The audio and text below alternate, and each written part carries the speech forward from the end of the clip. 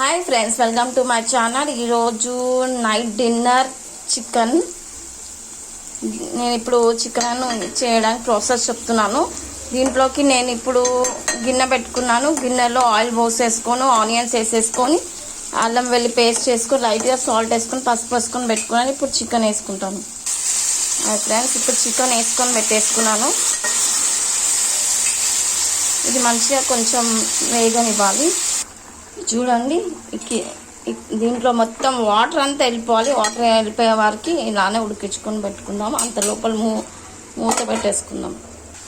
ఇదిగోండి, వాటర్ అంతా వెళ్ళిపోయిన తర్వాత నేను దీంట్లో కారం వేసుకున్నాను. 2 స్పూన్లు కారం వేసుకొని టమాటో వేసుకున్నాను. చిన్న టమాటో వేసుకొని పెట్టుకున్నాను. దీన్ని మంచిగా మగ్గనిద్దామండి. మగ్గనిచ్చేసి కొత్తిమీర వేసేద్దాం. ఇదిగోండి, కొత్తిమీర వేసాను. మంచిగా ఈ ఆయిల్లోనే ఉడకనిద్దాము. మంచి ఫ్లేవర్స్ అన్ని టమాటా ముక్కలు, ఆనియన్, కొత్తిమీర ఇవన్నీ ముక్కకి కారం, ఉప్పు అన్నీ పట్టుకుంటాయి చక్కగా అనేసి నేను మూత పెట్టేసుకొని కొద్దిసేపు ఉంచుకుంటున్నాను. చూడండి, నేను దీంట్లో మంచిగా మగ్గిన తర్వాత దీంట్లో మాత్రం వాటర్ పోసుకున్నాను. కొంచెం ఈ ముక్కలు మునిగే అంతసేపు మంచిగా ఉడకాలి కాబట్టి. చూడండి, మంచిగా ఉడుకుతుంది. ఈ టైంలో నేను రెడీ చేసుకొని పెట్టుకున్నాను పేస్ట్. దీంట్లో కొబ్బరి గసాలు పేస్ట్ రెడీ చేసుకొని పెట్టుకున్నాను. ఈ పేస్ట్ మాత్రం దీంట్లో పోసేస్తున్నాను. ఇప్పుడు కొబ్బరి గసాలు కూడా చక్కగా ఉడుకుతుంది కాబట్టి ఇప్పుడు నేను ధనియాల పొడి వేస్తున్నాను. ధనియాల పొడి వేసిన తర్వాత దీంట్లోకి నేను పెరుగు వేస్తున్నాను.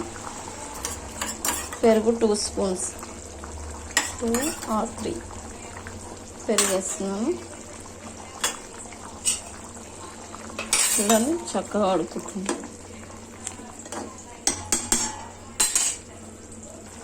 ఇప్పుడు దీంట్లో గరం మసాలా వేస్తున్నాను. Last and final.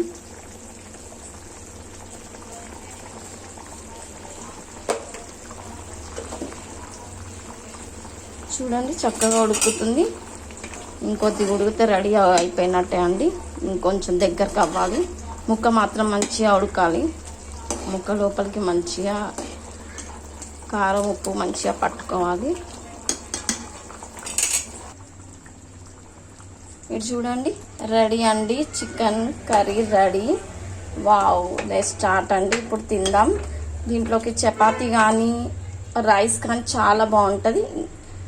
నేనైతే ఇలానే చేశాను సూప్గా. ఈరోజు మాత్రము కొంచెం అన్నంలోకి బాగుంటుంది, చపాతీలోకి బాగుంటుందని.